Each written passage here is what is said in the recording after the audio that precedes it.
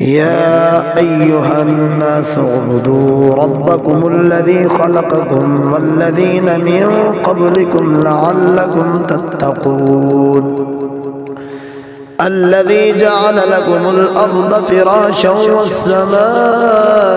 بناء وأنزل من السماء ماء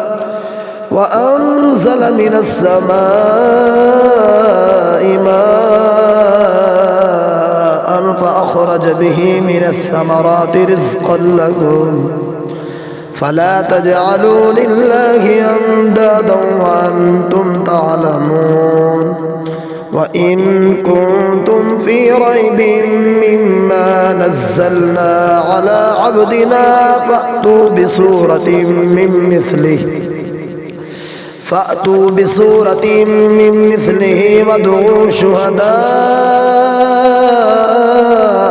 من دون الله إن كنتم صادقين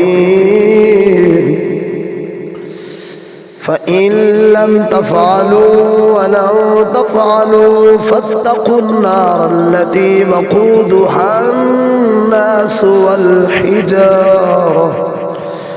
أعدت للكافرين وبشر الذين آمنوا وعملوا الصالحات أن لهم جنات تجري من تحتها الأنهار كلما رزقوا منها من ثمرة رزقا قالوا هذا الذي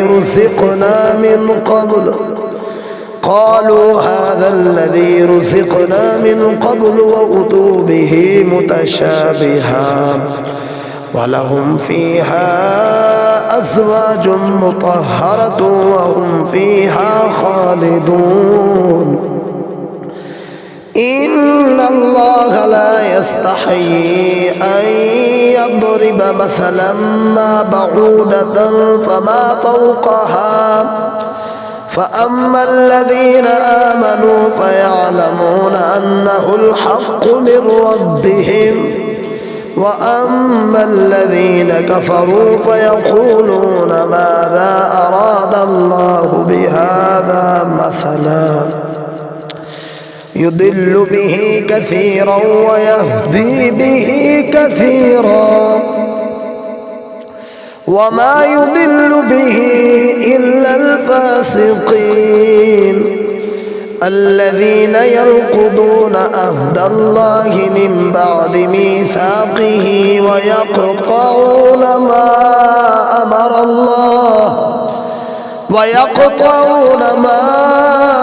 أمر الله به أن يوصل ويفسدون في الأرض أولئك هم الخاسرون كيف تكفرون بالله وكنتم أمواتا فأحياكم ثم يميتكم ثم يحييكم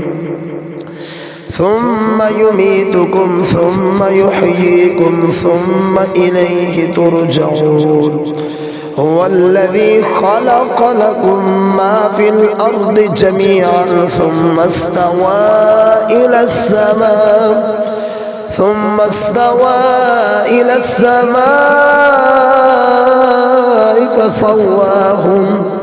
فسواهن 7 سماوات وهو بكل شيء عليم